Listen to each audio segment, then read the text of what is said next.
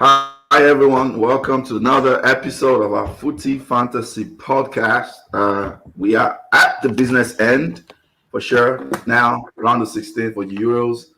And it's a good time for us to do a quick preview. Exactly. I know a lot of previews have been out there, but we like to save the best for the last. This is the best preview you get. I know the first game kicks off in about probably an hour and a half or so. So we have to bring back the panel of surgeons like calls us, to dissect, and do a preview and do a bracket prediction to make it interesting. We're going to start a league going. There'll be a prize at the end of the league. Idris couldn't make it, but yeah, I told him, yeah, you miss out on that. So I'll start, I guess. I'll start from my right, the man from the Azuris who are like currently flying, Tata. Thank you for joining us. Yes, sir. Go to Josh. Josh, he's a French. He's a full-fledged French fan. Josh, thank you for joining us. Oh, thank you, man. Always a pleasure to be on the show. Then we go to Oga Kwame. Thank you for joining us. Appreciate it, man. Thank you for having me. And the man who is always on the move. We don't know if he's we don't know if he's the head of Uber or Lyft or like one of those outside, and he's just monitoring his business. Mr. Yemi, thanks for joining us. You're mute, Yemi. You're mute. I'm mute. Oh, now you muted yourself. Let me see if I can unmute him.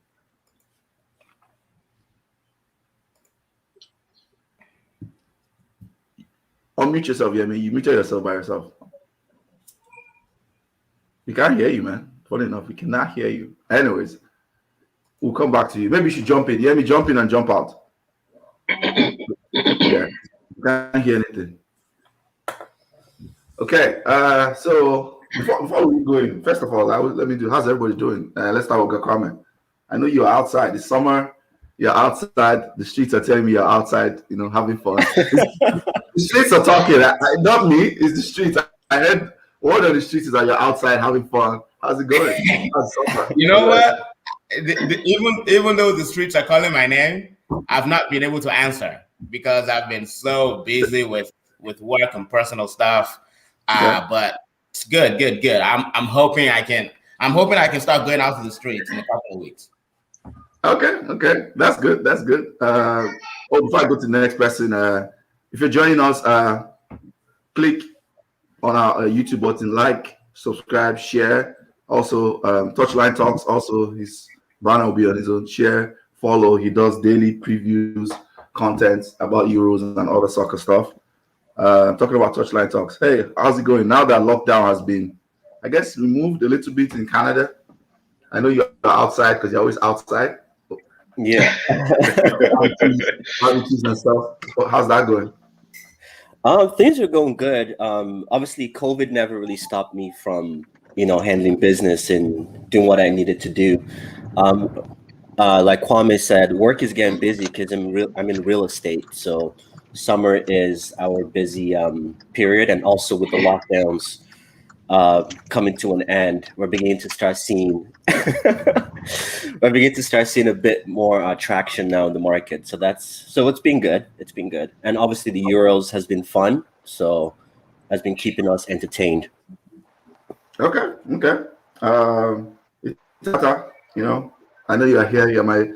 We are local together here in H-Town, but how has summer been treating you so far? Well, I would tell you, not even the African experience can spare you from this happy sun. The sun is very happy in Texas, and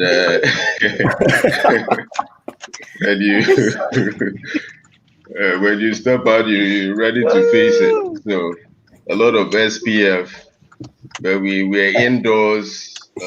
It's pretty much a vampire thing. So everybody is like a vampire. I don't think anyone can handle it. So we are all indoors. If you drive, you have to pray for your radiator. Well, you need to have an electric car then. Jeremy, I can see you can hear us. Jeremy, can you stop? Let's see if your volume is back. Yeah, I'm good. I'm good. Can you guys hear me? Yeah, Perfect. Perfect. Clear now. Clear. Perfect. Sound clear. Perfect. Okay, cool. Yeah. How's summer you been guys can treating see me you? now.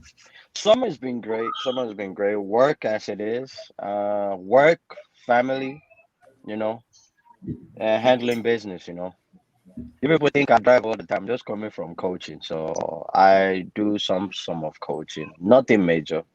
Just like all those Sunday night leagues. Nothing major. So yeah, that's my Saturday morning for you. Okay. Now that I've done daily check-in, I feel people should always check in on their people. It's very critical, it's important, absolutely. Lockdown has drained everybody. So always checking on people. Now let's dive into why we're here. How are Let's you do doing? this. How are you doing? How am I doing? I I'm know doing you're good. not feeling well for some time. Better? Yeah, I'm good. I mean, yeah, I had like I guess a flu for a while. Then I had to move and all that. But yeah, I'm good now. I'm now more stable. We moved now. So That's good. yeah, I'm good. That's good. I'm good. So yeah, I'll be doing more content now. Probably some live streams, during knockout games because I'll be remote for a while. So yeah, I'm good. That's good. Belgium, Lucky Portugal. Yeah, Belgium, Portugal. Let's dive. I think that's the game of the tournament. I think that's the game of the tournament, in my opinion. Of the And, tournament, or you mean the round? oh yeah, okay. That's the game of the round. I Because don't know we about were game of talking the tournament, but I would say game of the round. game of the round. Okay, so let's dive in. Belgium, Portugal. Touchline talks. Let's go, Josh. What are your thoughts? No, How do you think? so Turn out? I picked Belgium just because just looking at what Portugal has done. Obviously, Group F was the group of death. No Yep. team in that group like impressed me, to be honest. Obviously, we could use the excuse of because there was a lot of every opponent was a tough opponent, so maybe that's why they were a bit cautious in how they handled the game. Just looking at Portugal, I just feel they're not a balanced team. And when Okay. you look at the Belgian team, they have a lethal striker in Lukaku who has been firing, and they also have a balanced midfield. Eden Hazard is coming back to form. You've got KDB who is now fit again. He's been doing bits as well. Tillemans is doing well. So I think, and then although Belgium's defense is aging, but they still have that experience that I feel like they seem a bit more balanced than Portugal. And Portugal's in-game play, I just haven't seen them. They just don't have the team chemistry. I don't know, like their build-up play is kind of counter-attacking too. So it could hurt Belgium, but at the same time, I just feel like Belgium is just a proper team. Okay. Let's go to Itata. Thoughts on Belgium, Portugal, maybe from the Portugal angle. If you want to talk about Belgium, Yeah. that's fine. Yeah. Well, I actually picked Portugal. The reason I Okay. picked Portugal is they've played 4 very difficult games, and as the tournament advances, they're getting stronger and more resilient. And it's tournament football. Belgium, on the other hand, this might be just when the tournament starts for them. So it's a case of Portugal being longer and in that acid than Belgium, and that their skin is pretty thick now.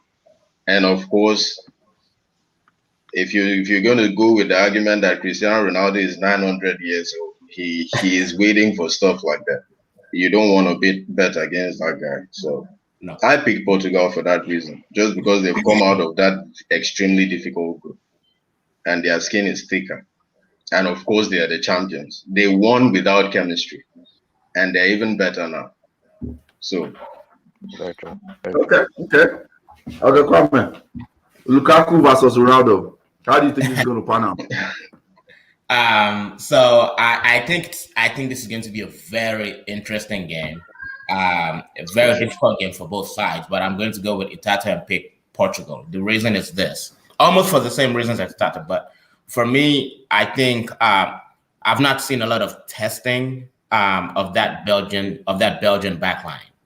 We look at their talents going forward. they're lethal, right? Lukaku can score against anyone. They've played against Russia so far, Denmark and Finland. None of those three teams have tested them defensively at all. And I look at their backline, Toby Alderweireld, I think it's Jan Vertonghen. Those are not. I don't believe they're strong defenders. And in addition to that, Roberto Martinez will have to incorporate De Bruyne in that midfield, which means he pushes Tielemans to almost cover that back four. I don't see Tielemans doing enough of a job to protect that back four.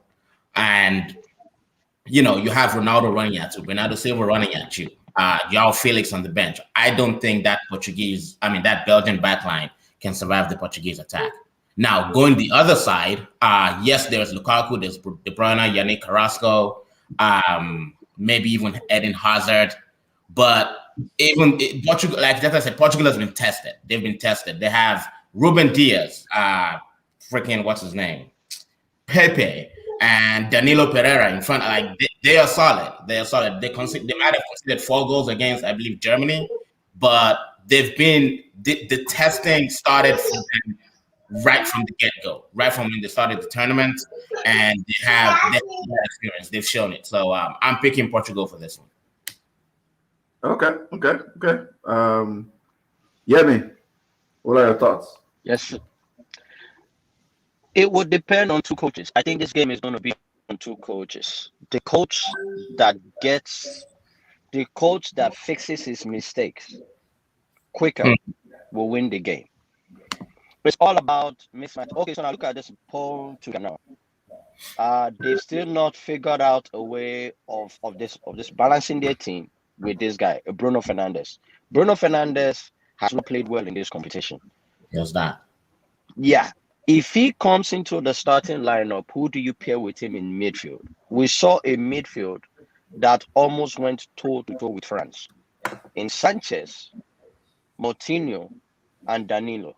Even when Danilo left, the other guy, Pereira or whatever his name is, that came in, they locked down that midfield. That match will be won in midfield. Whoever dominates the midfield in that match will win.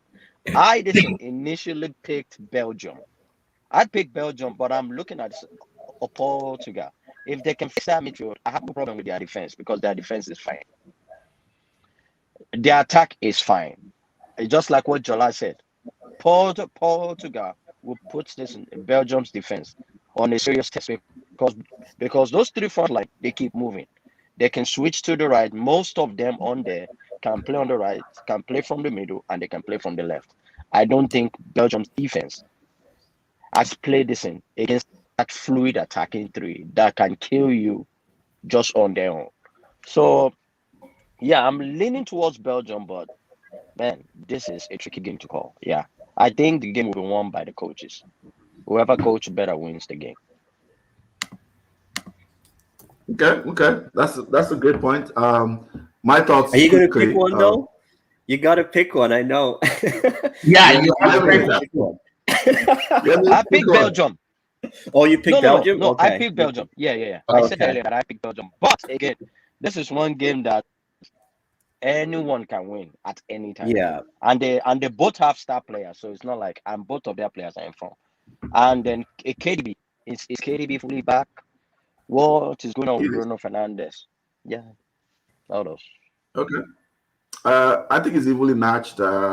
Also, but I'm sticking with Belgium. I think Belgium have players who have points to prove in the midfield. KDB, ending Champions League the way it ended. Lukaku also, and they just have more players who have had, I guess, maybe apart from maybe KDB, they've had like more rest than the Belgian players. Belgian key players have played so much football. Bernardo Silva, Bruno Fernandes, Ruben Diaz. They played so much football last year. And it looks like Portugal, their coach is struggling with the balance in midfield. So yeah, like everything everybody has said, I'm going Belgium. So before we jump to England, Germany, take some comments. Itata it seems like you're on mute, Itata. I'll point out something real quick. There is also this pressure of the golden generation delivering that Belgium has on their back. You know, they had the Figo golden generation that always had to. In fact, when they had the highest chance to win the tournament, they met France at their best. True. And this golden generation now has an informed system in Italy and a destined winner in France. So there is this added pressure that might make Belgium buckle as usual. Yeah, that's true. That's a fair point. Tata, it looks like you have fans. Someone's hailing you, said, Bye Tata, longest time. You have the Tata fan club is going big. The next comment is directed at Yemi. Say, Yemi, don't break your leg again. Yemi, is there a story here? I don't know. Oh my God! Is there a story here? We don't know. We'd like to hear the story, Yemi. Just don't break my leg. Again. That's the key part. So it seems like the, that's happened before. So the implication is you've done it before. Let me just don't break your leg. Yeah. Whoever said that probably, there's a history, man. I ruptured my left knee, ruptured everything. So whoever said that knows that, no, I'm not playing anymore. I'm just a lover of the game. That's just what it is. Whoever said that, whatever. Keep it moving. I heard Yemi and Alu Diarra. They share Alu. Is it Traore, the one that plays for Arsenal? Diaby. They share grandparents. So No. they share grandparents, so that's why they're always injured. I'm never always. Oh my God! It's so much wear and tear on the knee. I buckled. So it's your friend. I think your friend says Ajike. I don't know who that is. That's probably your guy. That's my. Oh yeah. Kunle. It is Yemi and Usman Dembele that are cousins. Hey. Oh man. Okay, let's move on. Let's move on. Today. It's a shade Yemi day. I get it. Let's move on. Okay, Kwame, your favorite topic, England, Germany, and it's your favorite topic because we are going to talk about your favorite manager, the guy at Southgate. So England, Germany, what are your thoughts? Let's go. Bruh. You know what's crazy? If first, I think England is going to win. Okay. Because if anybody is going to beat Germany, this is probably like the weakest German team I've seen in a long time. They've struggled so far in this tournament. The problem is, though, that in the last World Cup, I think in the last Euro as well, teams who have started poorly, they've ended up doing great in the knockout round. France did not start great in 2018. They ended up winning. Portugal struggled in 2016 through the group stages. They ended up winning. So I'll be a fool to count, Germany out just like that. If I'm picking England, just because I think they're gonna get lucky and they're going to win. That's all. There is no. I don't think. I'm trying to get into Southgate's head right now, and the tactical box in that head is empty. It doesn't have.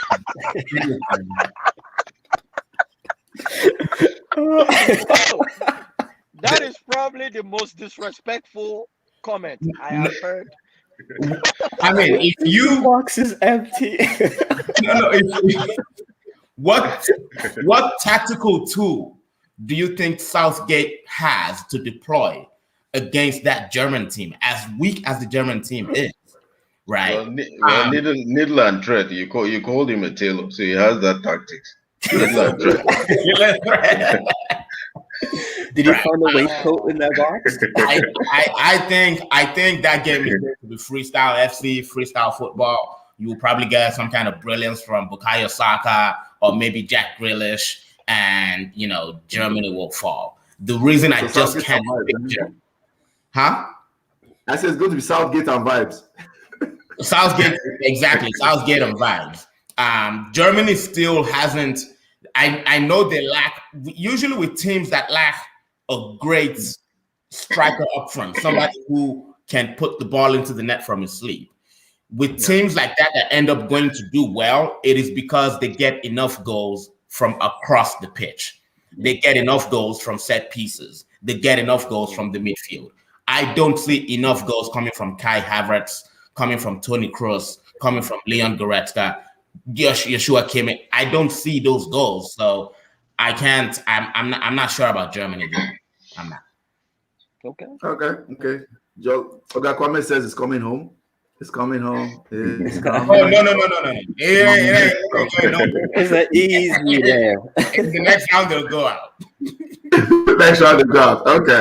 Okay. Let's go to the English fan. I think the one person I know who's a big English fan. I think Yemi, you're a big English fan. He's a big English fan. Yeah. I am. So Yemi, let's go. England, Germany. Again, I hate to say this. This game will be won with the coaches. With Southgate, I can almost tell his lineup. This Germany's team is growing. Jola, I somewhat disagree with what you said earlier. There are goals coming from this team. Listen, Havertz has scored like 2 or 3 goals. Goretzka came in and scored a goal. This German team is cooking. And I don't know what they're cooking, but I don't think England wants to smell what they're cooking right now at this moment. I picked Germany to win if we see Kimmich and Goretzka in midfield. If we see Kimmich and Goretzka in midfield, we see Sane on the left. We see Gnabry on the right. Mola as a 10 or like a second 9, and probably a Havertz in like whatever way. If they can move Kimmich down to midfield, I think the England midfield and defense would not know how to deal with their rampant attack. But yeah, I there's so much to talk about this. And then listen, Southgate, we've all said everything about Southgate. He's going to be negative in his lineup. Germany is going to have the ball. If Germany grows in confidence with the ball, they will beat England. So I picked Germany. Yeah. Okay. Let's go to Josh. What are your thoughts, Josh? Yeah, this is a tough one. I felt a bit more confident with the Portugal-Belgium one. But the England-Germany one, that's a tough one. Because even historically, they're kind of even. You know, they've met about like 3 times competitively, and they've each won once, lost once, and tied once. So it's very hard. But like we've said, this is the weakest German side that we've seen in a long time. It's the strongest English side that we've seen in a long time. But I feel both coaches are just no longer are not good enough to coach these teams. Like we look at the German coach, what's his name again? He's kind of past it. Jürgen Löw? Jürgen Löw. Yeah, he's past it. And then you have Southgate, who, you know, according to Kwame, the box is empty. So the tactical box is empty. So, but just like Yami was saying, if you can sorry? Just like Yami said, if you can set the team up like Munich, like with the Sane on the right, Gnabry on the left hand side, or with Kimmich in the midfield, things could be different. But just because, like we said, it's in Wembley, coaches like Southgate at Ole, they just know how to prove you wrong when the world least expects them to do so. So that's what I'm saying. That England is going to go through. England is going to beat Germany on this one. Okay. Good. Can I chip in right quick? Can I chip in with one thing right quick? Do you mind if I Okay, go ahead. Right quick? In terms of Germany, also we have to look at this. The German team, they are filled with experience. People that have won the Champions League, Kimmich, Goretzka, all the guys, they have experience. And that team has been together. Like it's just like the core of that team has been together for a while. We are just seeing the emergence of this of the Southgate's team now. I think to him, he's still trying to find the right mix. Do I play Grealish? Do I play Grealish? If I play Grealish, who sits? Who starts? Do I play Sancho? I don't think he really wants to play Sancho anyway. I don't think he fancies Sancho. So listen, again, we have to look at the experience that is in the German team, and they are much more youthful now. So again, that too might play a part. Wembley or no Wembley, they have professionals that know their game, they know their strengths, and they are not going to waver away from it, and they know how to get results. Yes, this is Germany. Germany may not be the same team as old, but this a team that has Kimmich, Goretzka, Mola, and the rest. You have to be afraid of them, and the coach that will play them. Yeah, you have to be afraid of them. Yeah, that's it. Okay. Itata, is it will the German machine outplay or outfox Grealish and Vibes? Because that's what England are, in my opinion. They're Grealish and Vibes. I think I actually have a greater concern for a possibility of a breakout than the football match, because there is video evidence that Joachim Low's hands goes to uncharted territories.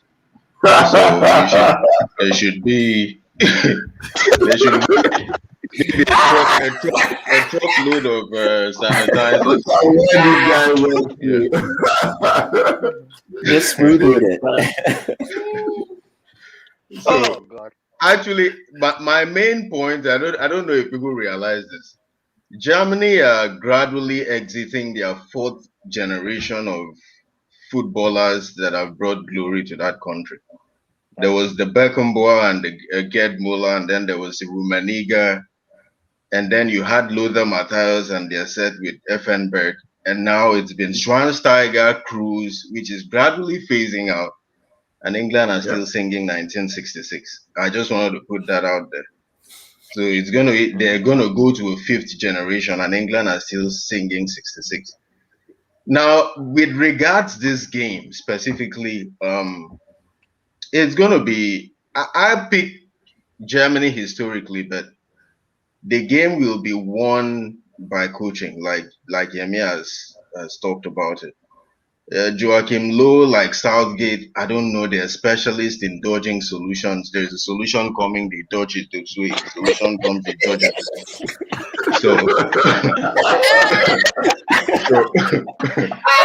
So it's pretty much identical coaches who dodge solutions. They deliberately want to lose a football game because they have the solutions, they never want to use it. I don't know what Kimmich is doing on the right hand side of the defense. He shouldn't be playing. He's too good to be playing on the right side. Right.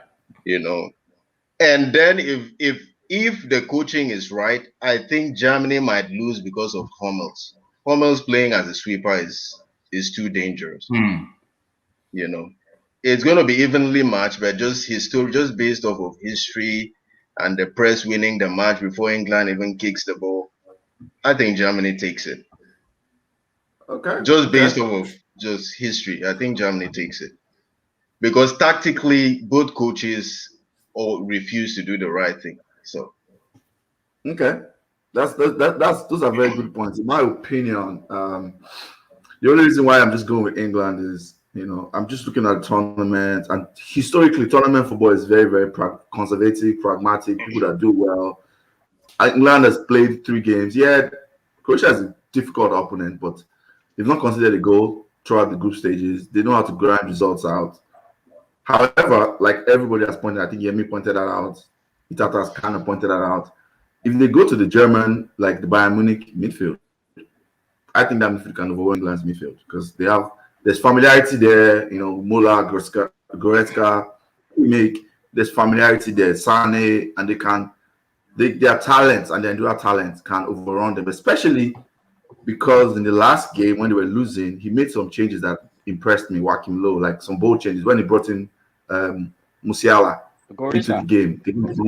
Musiala is somebody that, is kind of in the frame of Jude Bellingham. So those kind of changes, like bold changes, if he goes with the bold lineup, it has worked. Our last preview I want to talk about, and I'll kick this one off because I have special interest in this one. It's Spain and Croatia.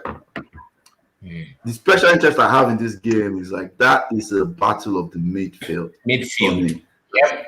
That's Kovacic, Modric, Brozovic versus Busquets, my man Pedri. That boy Pedri, guys. This is my hot And take. Kobe. Nice. This is my hot take for the year 2021. I always make hot takes. I get like it's 5% right. The 50% I get wrong is really like very terribly wrong.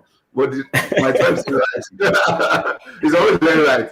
My hot take is Pedri is going to become one of the best midfielders. If he doesn't get injured, he's going to be one of the best midfielders of his generation. That's my hot take for 2021. You get it here first. Guaranteed. So Yeah. back to that midfield battle. I think it's very interesting because you're seeing a battle of like Busquets, who's an old master, who if you give him space, he will tear you apart. I just like control the tempo and moving your defenses around. Versus Modric, who I don't understand where that guy was built from. I feel like Modric was built in a lab. That's my opinion. That he was created like some genes. I'm being serious. Like when I watch Modric, I'm like, I don't understand this guy. Like this guy He's will incredible. go from. Right. I think Modric is past it. Towards Champions League, the last few games in Chelsea. Oh, it looks like it's past it. And all of a sudden, he just turns it on and he's pressing, he's driving. I'm like, how do you do this? This guy is still running games at 36 in this modern day midfield. He's running football games. That's incredible to me. That's absolutely incredible what Modric does. So it's the old master versus the new generation in Pedri. Koke is not new generation, but like and Busquets, who's kind of an old master himself. So that midfield battle for me is the key for this game. I am actually going to go with Spain just because I think Spain needed that last game that they went and just exploded. Because they came the first 2 games, they were so boring to watch. Like, at least for the neutral people who don't like possession, tiki-taka football without end product. But like that last game, it looks like they exploded onto life and they found something goal scoring wise. So I'm going with Spain because I feel like we just have multiple goal threats than Croatia. Because Croatia's forward line, they're kind of struggling. And what's the Rebic and the other guy, they're kind of struggling, in my opinion. And I think Spain just have multiple tools that if it goes to extra time late in the game, they can throw in Ferran Torres, they can throw in people that can open them up. So that is my pick. What are your thoughts, Josh? Let's go with you next. Spain, Croatia. Yeah, that's also another difficult one. Like that's Spain's group was probably like because I'm part of a group. We're doing like basically the football fantasy, where we're picking out teams, and that was the one group that I don't think anyone got right because that group was just underwhelming to say the least. So it was just one of those. But I think Spain has the younger of the two teams, like in terms of players overall. They have the younger players. And they, like you said, Pedri is pretty exciting of a player to watch. So I'm going to give it to Spain because I feel like Spain, as much as they've underperformed in the group stage, they still have a lot. While I feel like Croatia, they have the experience, but they just don't have the legs. And right now, I think they're relying so much on Modric versus Spain they don't really have like a target man that they're relying on to, kind of produce the goods versus I think Croatia is they're going to rely on Modric. And if Modric is not having the greatest of games, then, I could definitely see Spain running with this one. But I think it would be like a very close, like 1-0 kind of game. Okay. Itata, what are your thoughts? Mine would be different because I think Spain would absolutely overwhelm Croatia. That's how I look at it. I think it was Spain was a case of it's almost like a car that needs a jumper cable. That jumper cable was Sergio Busquets. He came in. Yep. Sergio Busquets into that team has taken Spain to another level. Yeah. They're not with Busquets on the team, they will overpower Croatia. Absolutely. Because Croatia in circumstances like this depend on Modric playing, like I call it, inspirational football, but it won't be enough. It won't be enough. Right. I think it might even be a case of Spain wiping the floor with Croatia if care is not taken. Because it is now a very almost a perfect team with Busquets in it. Because they have everything. They had the possession, but what Busquets does is he decides how the possession goes. It's not just about possession. He truly dictates that possession. True. He Very true. he Busquets and Pirlo are one, if not two, of the best ever deep line midfielders in the history of the game. I agree. Period. Very true. So I'm leaning Spain just Pausa. because of that. Pep calls it La Pausa, right? People that can Yeah. control the tempo, that control the pace, that's Yeah. what they're very hard to find in modern day football. Yeah. Yeah. They know when to quicken it, they know when to slow it down, Yeah. Busquets, like you said, Perlo, David Silva, those are the people Riquelme was master one of my favorites. Yeah. You said what? I said Riquelme was one of my favorite Yes. midfielders. Like, Correct. Oh, Yeah, control respect. it. Respect Yeah. to that guy. Respect Yeah. to that. Oh, Man. one of the I've sweetest never number seen 10s anyone that can ever hold played. on to the ball. It doesn't matter if you're kicking him, pushing him. Yeah. You're not getting that ball off him. Like he was, He next had level. incredible, Riquelme, Legendary. Berbatov, Legendary. Ronaldinho. There's something about Zidane. There's something about them. You see the ball, you can see the ball, you can go for the ball. You're not getting it. You're not getting it. Yeah. You're not getting it. That's very true. Okay. Let's go to Spain, Croatia. Yeah. I have to pick Spain here. Modric is not enough for Croatia, and let's even ignore the genius of Sergio Busquets. Let's ignore that for a second, right? It'll be a crime to do so, but let's commit that crime, right? Look at that Croatian. I see mistakes in that Croatian defense. I see Dejan Lovren, what's that guy, Vida. They're just not good enough, right? They may have a strong midfield, but they will suffer defensively and they will suffer in the attack. Rebic in AC Milan, he doesn't even play as a striker. So it's obvious why they're not seeing a lot of goals from him. Well, I don't think he has even scored at all this tournament. So it's simple for me. I have to pick Spain as genius. As much as Modric is a genius, he's not enough. He's not enough. Okay, that's fair. Yemi, your favorite people, right? They have a lot of Barcelona people on there. What are your thoughts? Viva Baca, whatever that is. So, okay, yeah, listen, I'm going to twist it a different way. Since everybody's leaning to Spain, I'm going to go to Croatia. I feel Rakitic retiring at this time wasn't good for Croatia. I feel this was part of the games that he was built of to play and to be an influence in that midfield, to help them in that midfield. And I'm wondering why this guy hasn't been starting as much or even playing. Kovacic.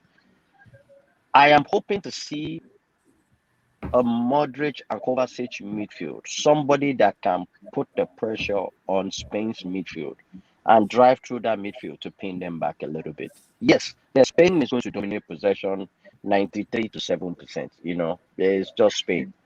But one thing they don't have is they don't have a finisher.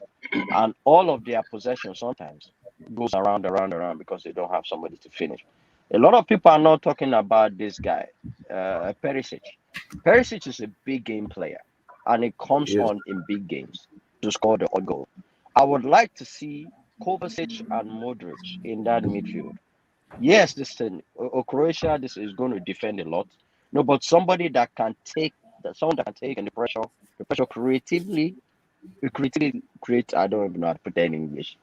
And there's someone that can drive through that Spain's midfield, that can expose the newly formed partnership of Pau Torres and Laporte. They are both good, but good. But as a unit, we've not seen them play, and there are lapses there. We've not seen them play We've not seen them play just for long together. So that's what I want to see. But if I'm picking, definitely I'm picking Spain. And that guy Pedri, if Pedri gets on the ball and they play like this guy, Busquets, then it's done. It's done for Croatia. Okay. Yeah, Okay. All of us going big on Spain. Go ahead. Sorry, Josh. Were you about to say something? Yeah, that's a great point. The only thing with that is with Croatia is Spain throughout the group stage, they played teams that sat back and just defended. The issue is, the question is, will Croatia play like that? I see Croatia trying to play out and also try. Obviously, Spain is going to have most of the ball, but I think Croatia is also going to try to play their own game, and I think that's where Croatia will get exposed. Versus, I feel like with Spain, they've been playing a lot of teams that have kind of sat back and kind of let them dictate, the entire game. Versus, and when you play teams that sit back, we know what happens, right? They're so aware of every. They don't give you a space. They don't give you space. They don't give you time. Versus, I think Croatia doesn't have the legs to. I feel like Croatia will try to play out and play their game, and I think that's where Spain will have a bit more space up front to score. Which is very true. But also, listen, you have to look at it this way. Croatia might be old, but they're vastly experienced. They've played together for years, so I guess they know each other's tendencies. We're talking about a Spain team that is relatively new. Pedri, new. Morata ain't scoring that much. Who is on their right? They are still trying to figure out their right back. The left back is stable. Center back unit is stable. In midfield, what do? Do you play Koke? You play this guy or Busquets stays? How about Loriente? Loriente should be playing in midfield. It will give them an additional push in midfield. But listen, in the right back side of things, he has been doing a good job. But guess who is going to face? A Perisic. Yeah. That is not a matchup that you hope to get, because Homeboy still has the space. He's good with both feet. He can whip in the cross. And in big games, this guy steps up in big games. Over the years, he's stepped up. Now, again, my thing is, if they play a defensive line and leave Modric alone to carry the load in dictating and driving the team, they would lose, period. Because Modric, they would just put a guy on Modric and they can put this on Modric. And all he just needs to do is just stand around him, make him wait 2 extra seconds before he passes the ball. That don't benefit him.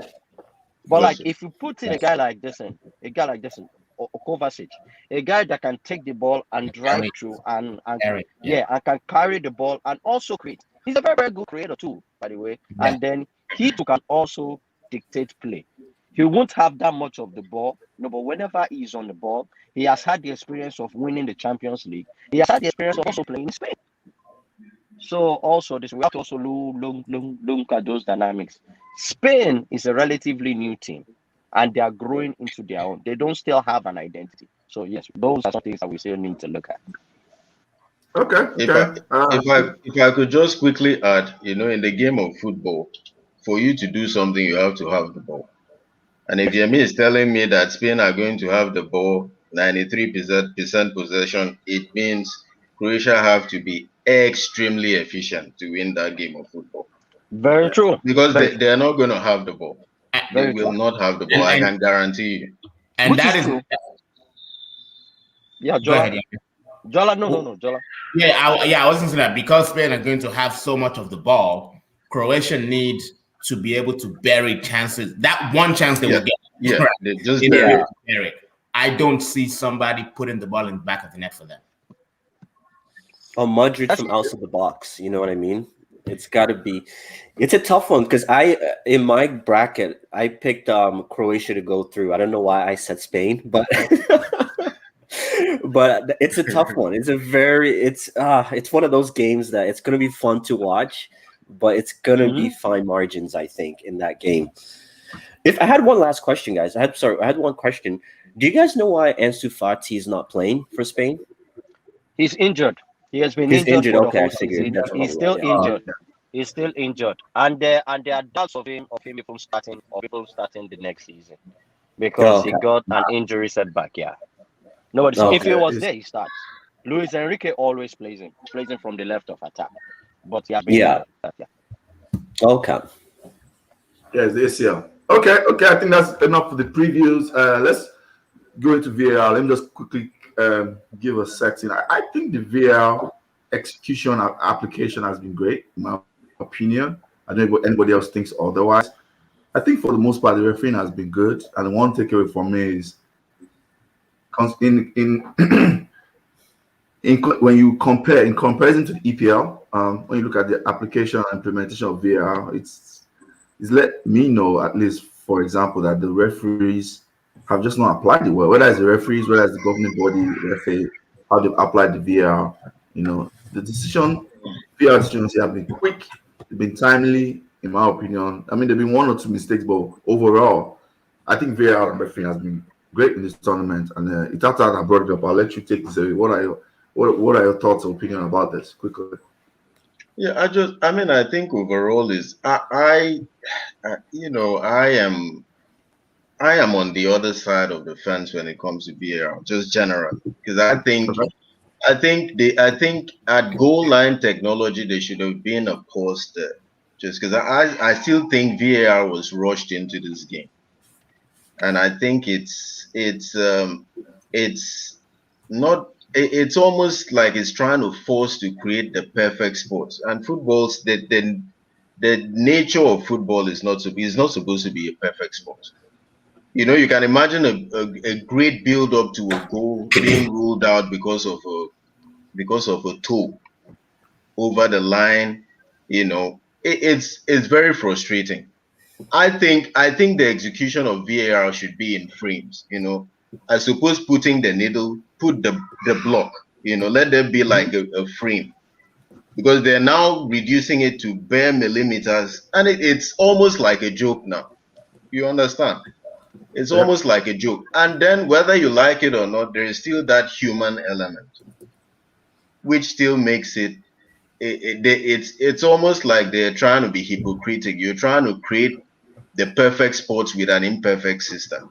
It doesn't make sense to me, but it is what it is. I think it's here to stay. We just have to embrace it. Can I agree. say something to that right quick? Do you mind Yeah, if I say Yeah, something? go ahead. Yeah. VAR is great for the sport. It's the implementation. It's just like lawn tennis. Yeah. Those fine margins has cost some teams and countries wins that would have led to trophies and stuff. Because those fine margins don't work for us in some ways, we just say it's like a give and take thing. Okay, yes, listen, it's just like what you said. I think it's needed for both ends, the block end and the needle point end. A goal. Look at this end. I saw a goal that could have gone in, except for this a part of the ball. Yes. A part of the ball was on the line. Yes. If you are the opposite team, you're going to be pissed off because all the ball has to go past that line. If a referee calls that a goal, listen, against you, would you be happy? No. So again, VAR is needed. But listen, are there some things that need to be tweaked? Yes. No, but let us also understand that VAR just got into the game. So it will take time. It will take time, Jones, for them to be able to rectify it. I think the more stress is the handball rule. There's a lot of stuff that FIFA needs to fix. I think VAR is like the least of their worries right now. There are some referee rules that needs to be revisited. The offside rule definitely needs to be revisited. But I don't think it's much of VAR, to be honest. At least in this competition that we are watching. That's just my thing. Yeah, I have to agree with Yemi as well. I think VAR is good for football, and it's needed because the biggest complaint I've seen with commentators about VAR is that the referees have no control of the game. I'm sorry, I do not want a ref to be in control of the game because it's human and he makes mistakes. So Barcelona versus Chelsea. Say that again. I said the Yeah. Barcelona versus Chelsea game. Exactly. Semis. Those kind of Exactly. games, they can hurt. Yeah. They can hurt. So I'm very good with automating certain elements of the game. I think the careful balance that has to be struck by the governing body is that you have, as much as you want to automate and make precise decisions, let us put some common sense right when we officiate and when we rule out certain goals. I agree that the handball rule is something that is a bigger problem for FIFA and the rest of the local FAs. The reason is because the handball rule is not uniform. We need to have a uniform handball rule. We cannot. Then the problem, like I know in Italy, it doesn't matter whether your hand is going to the ball or whether the ball is coming to your hand or whether your hand is back here. They don't care. If the ball hits your hand in the box, it's a penalty. That's the rule in Italy.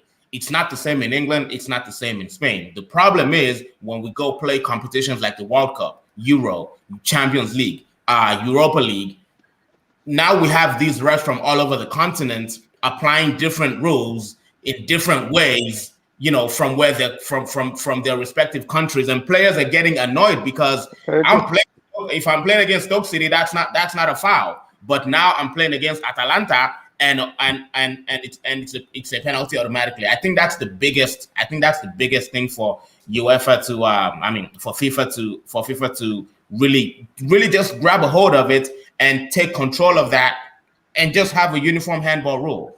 With VAR, what I want to see with VAR is this. I just want to see those offside calls make a little more sense.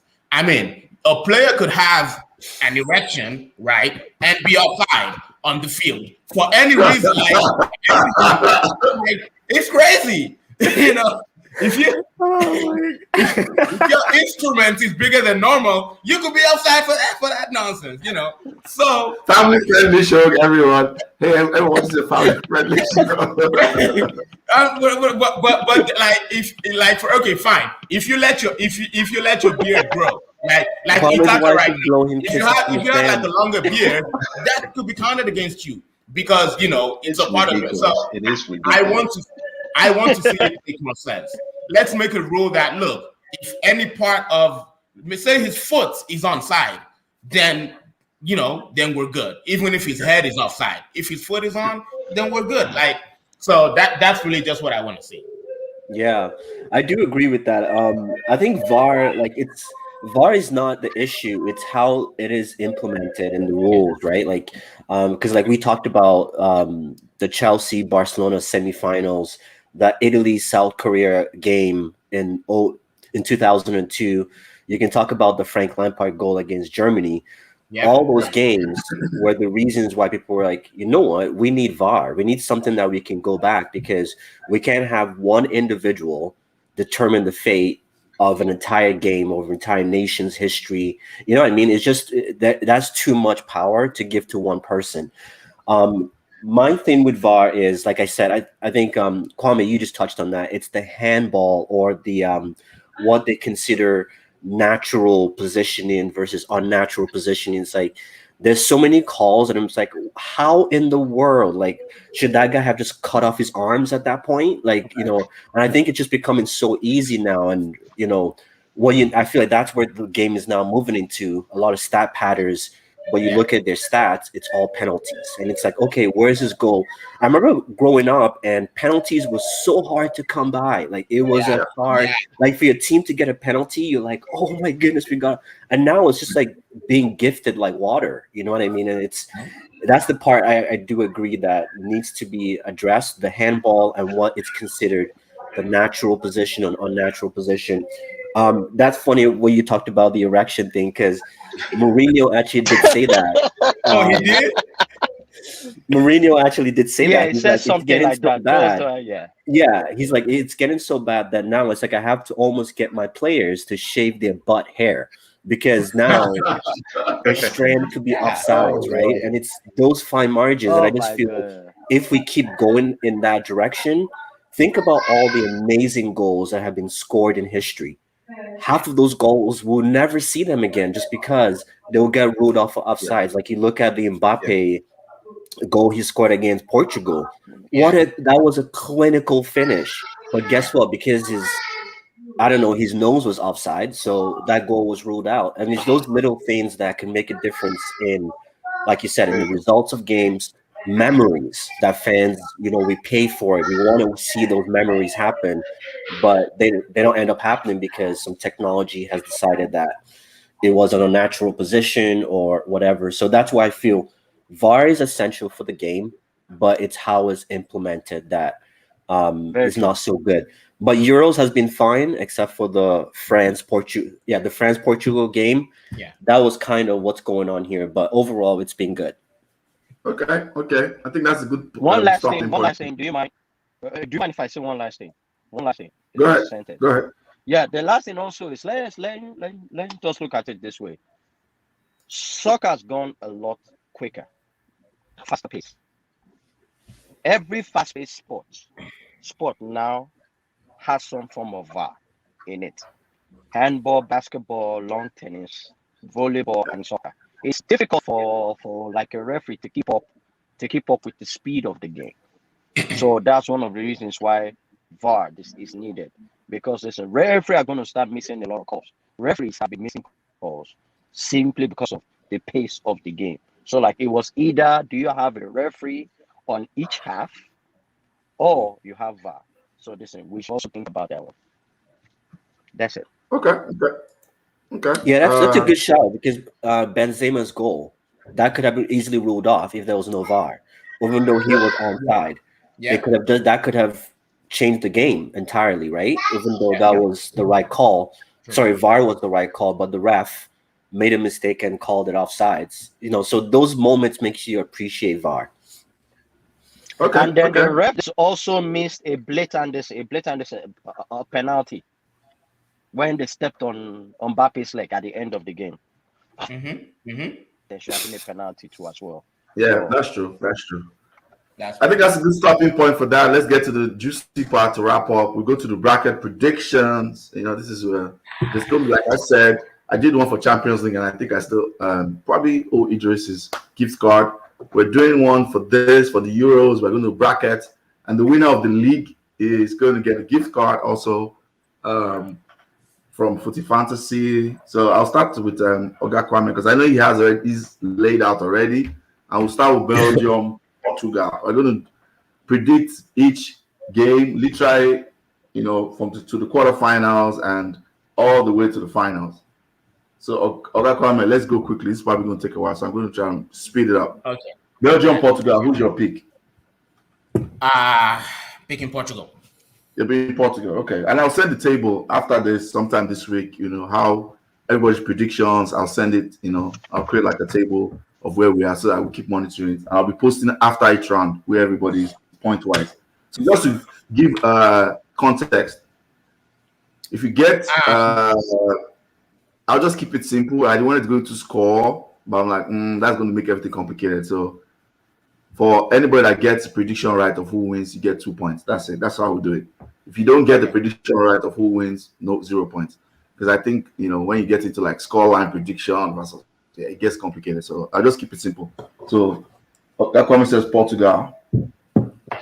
I say Belgium. That's my prediction. Josh, who's your prediction? Belgium, Portugal? Belgium, okay. Itata? You're mute. Portugal.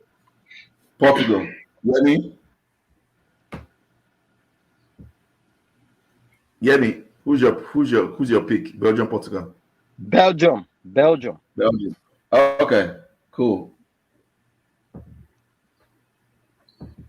Let's go to stay on that side of the bracket. Italy, Austria. I go with Italy. I think that's an easy one for everyone.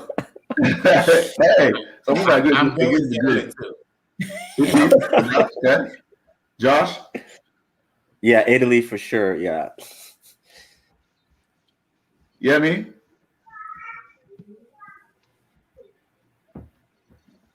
Yemi, who's your pick? Oh, my pick is Italia. Italia. Italia. Itata, you don't need to tell me your pick. I've already put Italy there. Don't worry. I think it's from Austria. I didn't even need to ask you. I already know. Yeah, I'm assuming true and true, so I know. You're Okay. doing reverse psychology. Hell no, I know Itata. He's always he wrote them to the team. Stay on the side of the bracket. Itata, who's your with you? Who's your pick? France, Switzerland. France. Okay.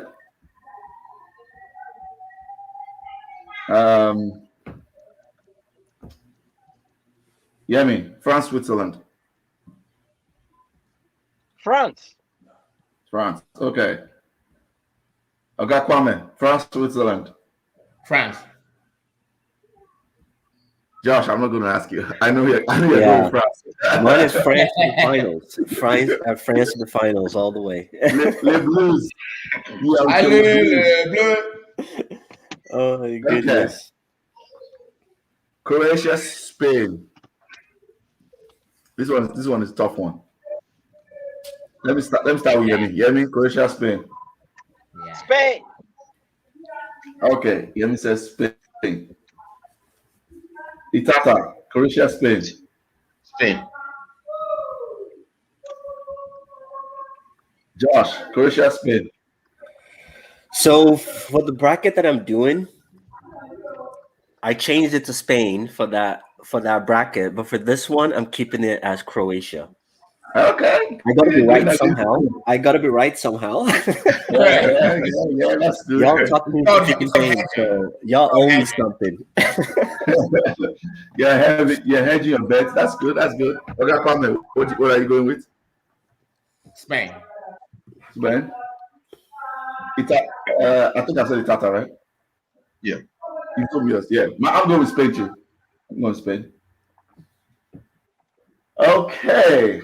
Let's go to the other side of the bracket. This is where everything gets, I think, interesting. The game that kicks off in less than 30 minutes. Wales and Denmark. Let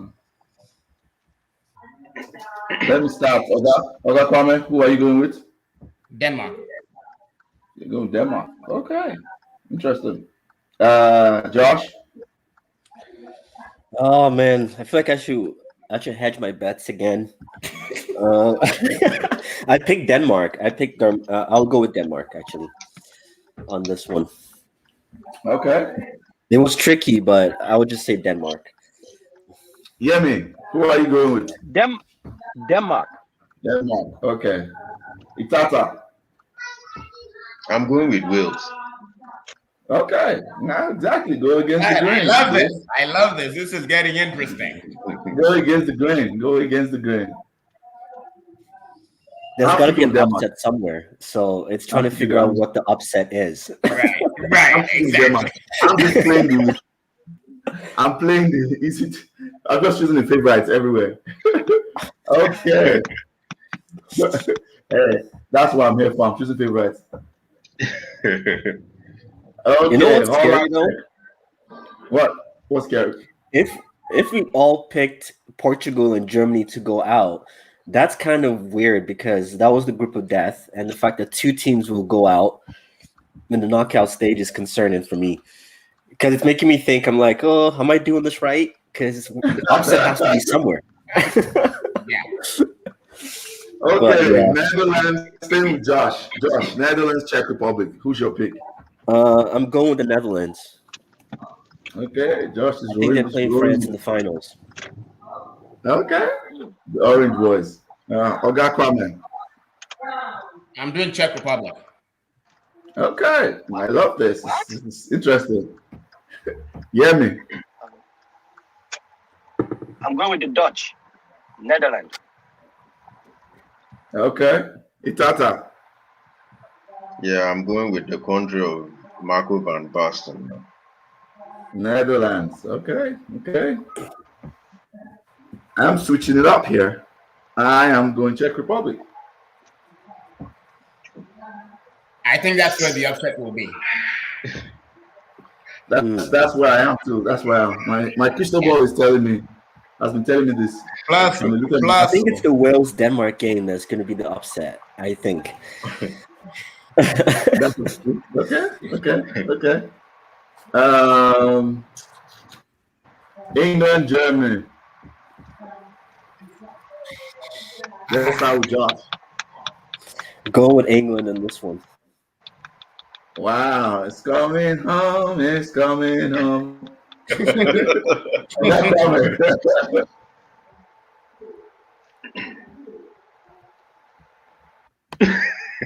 Oh, that's coming. This will be John question. This is not the.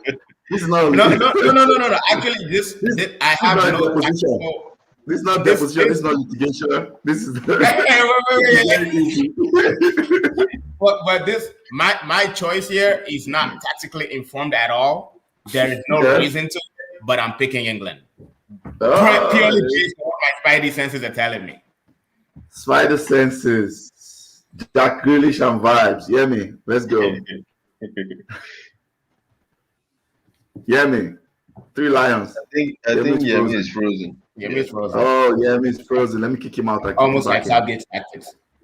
Let me kick him out. I kick him back in. Yeah, Miss Frozen. Yeah, me, you need to come back in. I can still see him frozen in there. All right. Yeah, me, you see your tactics is frozen like Southgate. When I see you moving, I'll bring you back in. Itata. Germany. Ooh, okay. That went big. I'm going England. I think they have the better defense. Even though I feel like I'm going wrong on this one. I have it hard. I'm going wrong, but I'm going England. I'm going England. Sweden. This is the one that almost I feel like is going to throw the spanner in everybody's works. Yes. Sweden, Ukraine. I don't Yeah, know. that's the one I'm like, I don't know what to pick here. What the hell is this?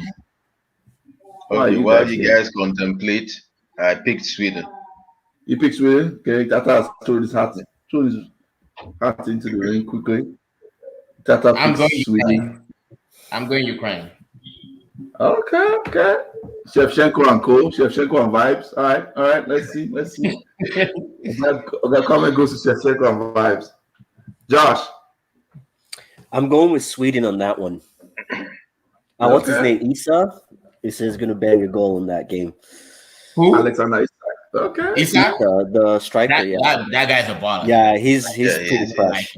Like, It's a ball. he's impressed me this. It's that this Euro. Eritrean. Is that Eritrean blood? That Yeah. Eritrean blood, man. Yeah. I'm going Sweden.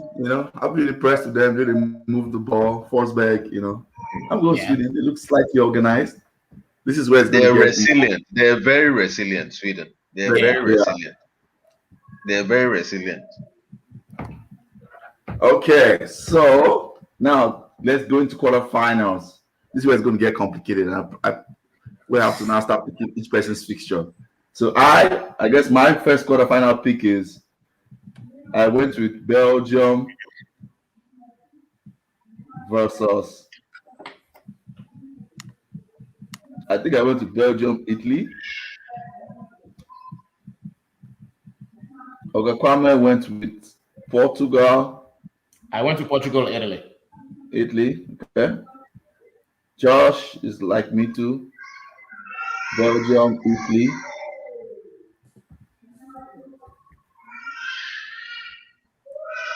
Yemi is Belgium, Italy too. We're still looking for Yemi. Finding Yemi, just like you're finding Nemo. Where's Yemi? Finding Yemi. Itata is Portugal, Italy. Okay. Yes. Stay with Itata. Who is your pick, Itata? Italy. Itata goes to Italy.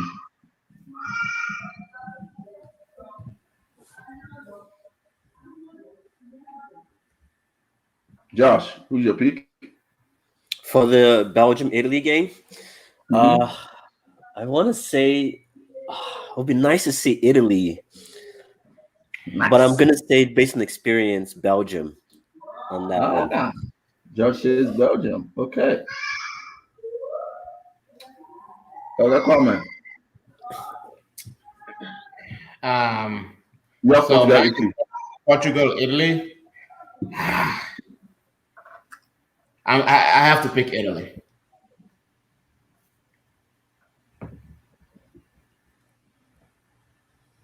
I have Belgium, Italy, and I'm going with Italy. Sorry, Lukaku, my man, but I think Mancini has these guys drilled to the T. Okay, that's the first. That's the first semi-final.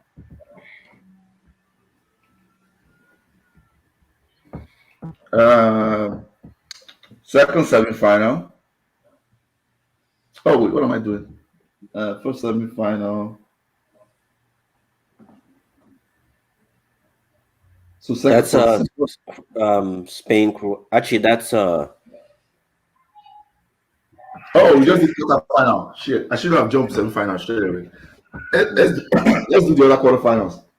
Yeah. I think I jumped the gun. Let's do the other quarterfinals. So the I have France, Spain, and I picked France. France, Spain. That's true. Tata Yeah. has France. Spain. I have that as well. Me too. I think all of us do have France. Actually, did I put Croatia? Because I think Croatia, that was John. one of. Sorry. You put Croatia, Josh. Okay, so France, Croatia, but France to win, to go to the semis.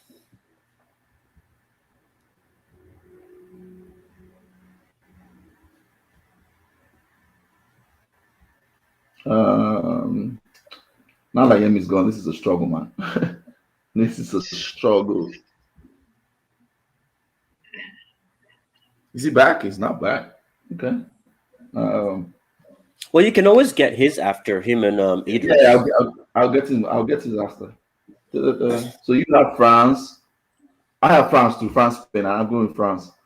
So it looks like all of us are going France. Correct? Everybody's going France here. Yeah. Yeah.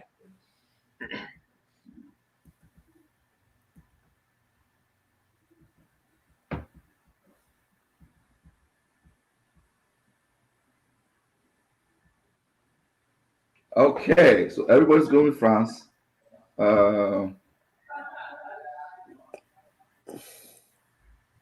And France meets the winner of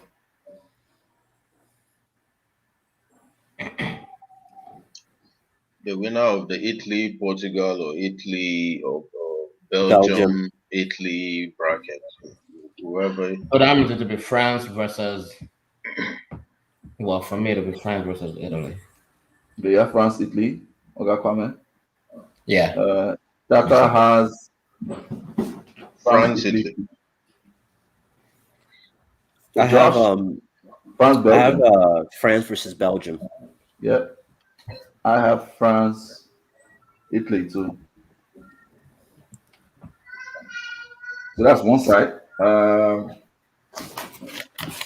The quarterfinal, the other quarterfinals. Let's go. So I have Sweden, Germany, and I picked Germany.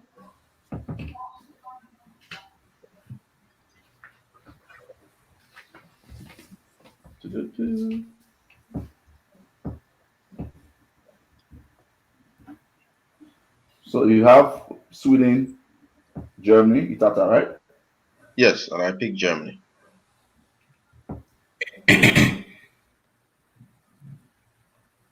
I had Ukraine, England.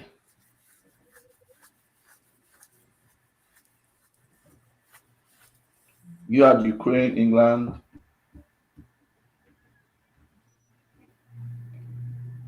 And you picked who?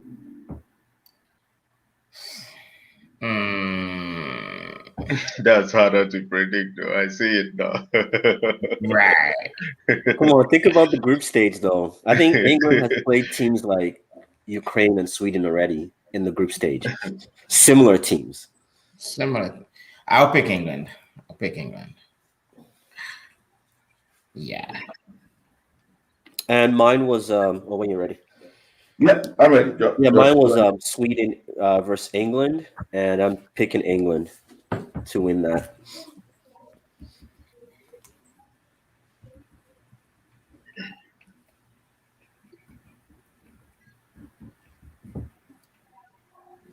Okay. I had Sweden, England too, and I'm picking England too. To beat Sweden. Okay. The last, I guess, quarterfinal. Okay, So Kwame, I give me your. had, oh, okay. Okay, Tata, go ahead. Tata, go ahead. I had Netherlands, Wales, and I'm picking Netherlands.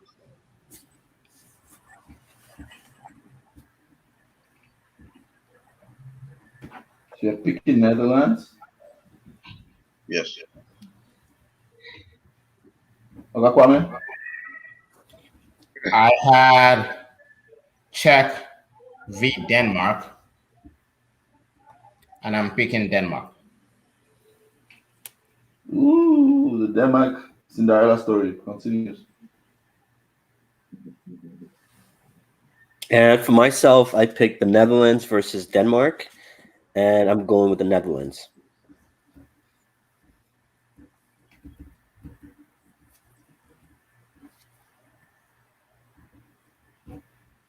Oh, I don't think we've seen this matchup in a long time. No. There's certain matchups we haven't seen in a long time. I had checked Denmark too. My picture are very similar to Oga Kwame's one. And I have Denmark too. Okay. So the semifinals are we've picked all the quarterfinals. So semifinals, who are the semifinals? Let's start with I, Tata. I have Italy, France. And because Italy are built for games like this, I picked them to beat France. It will be so one-sided, but Italy will win that game. Okay, you have Italy, France. Man, Tata, you're making me want to just pick Italy.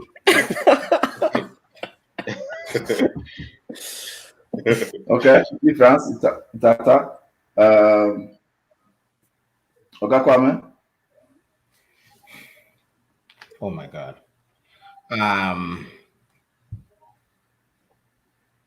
Italy, France. I pick Italy. Okay. For me, would be Belgium, France, and I'm picking France. So similar to the World Cup semis. Once again, Belgium underperforms or gets their heart broken by the champions. Sorry, Tata, who do you say you are picking? Sorry. If I come I to pick that. Italy. I pick Italy to beat France in the semifinals. Okay. Josh, you said you had France, Belgium, and you picked who? France to win.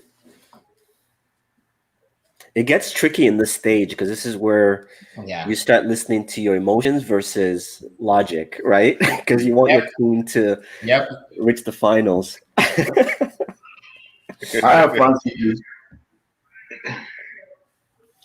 I have France, Italy, and I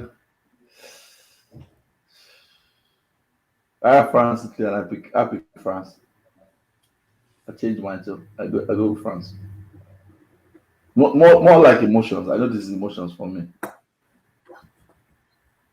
The only reason I can't go ahead and pick France is because defending champions. Well, no, they're World Cup defending champions though.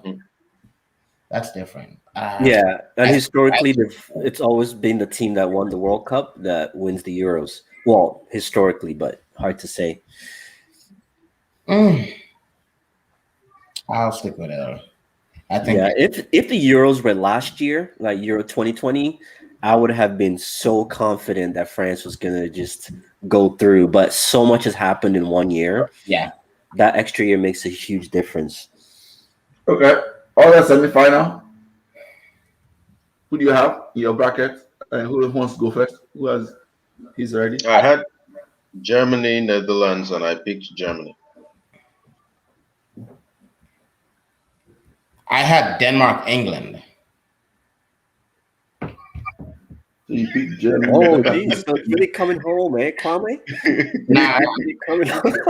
it's stopping in Copenhagen. So I'm picking Denmark. They ran out of fuel over there, right? It got too cold. It's so funny because Kwame, he realized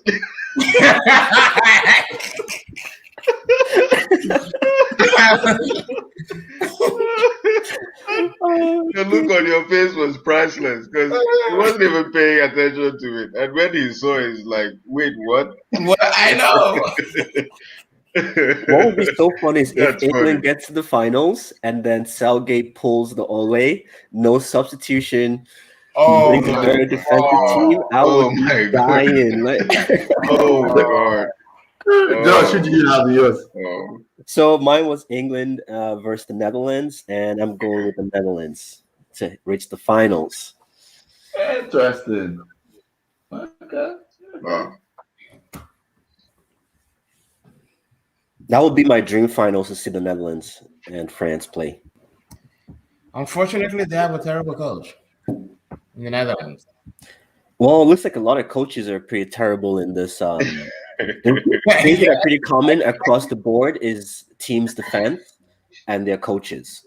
You know, I think everyone is midfield heavy, and then some teams have the number 9s. But overall, I think what every team has in common is either very aged defense and a shitty coach. So Okay, let's wrap it up so that give us time to watch the semifinals. We have just 5 minutes left. To watch, Yeah, sorry, yeah. watch the second round game. So I guess Josh, should I ask you? But I'll just ask you just for formality's sake. Your winner is Yeah. France, yeah? yeah, winner is France. The Nabil Blues. Pogba for the goal. I'm with France too. I'm with that too. France. Itata, who's your winner? This one is actually the final. Germany, Italy is difficult for me to pick, but I'll lean Italy. If I've come this far with them, I just lean Italy. But it's a difficult, very difficult one. Yeah, But I go Italy. There's Euris. absolutely. Yeah. Okay, Kwame. Beauty. So my final is Italy, Denmark. I'm looking at it, it's like it could happen. It could happen. It's really that's out. It really isn't. Hey, that's how if that's how the table pans out, I'll pick Italy for the final. Man, it means Ericsson's ghost, Ericsson's spirit is playing for the team, man. he's gonna It's push just too them on. soon, but you know, Ericsson is Yeah, definitely their I'm 12th the one man that has midfield for England sure. in the final.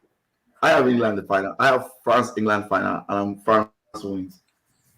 I think England's going to the final. That was my first pick when I saw the bracket was set up. I was like, oh, if England stays on this side of the bracket, they're going to the final, and I'm sticking with that. Yeah, they're and staying that's on the the only thing that is going right for England this competition. The side of the bracket they happen to be on. That's A lot of times, Yeah, things happen. Yeah. A lot of times these things happen. We've come to the end of the pod. If you're watching, let everybody get back to watching the games and actually enjoying the game on the weekend. The sun is out. If you're aware, it's sun's out, guns out, like they say. I can't say the last part. Sun's out, guns out, so I can stop. If you're aware, the sun is and it's summer, enjoy it. If you can go to like a bar to watch it outside a patio, that's part of having the Euros or tournaments like this in the summer. Thanks for watching. Like, share, subscribe. Foodie Fantasy, Touchline Talks. This time I will put it in the description.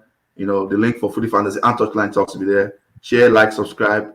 To everybody that joined us, Itata, thank you for joining us. Yeah. It's been fun Always hearing pleasure. your proverbs and appreciate jokes. it, guys. And Josh also, I got Kwame also part of the team. Thank you for joining us. Appreciate it. And we're out, everyone. All right, bye guys. All right, take care, guys.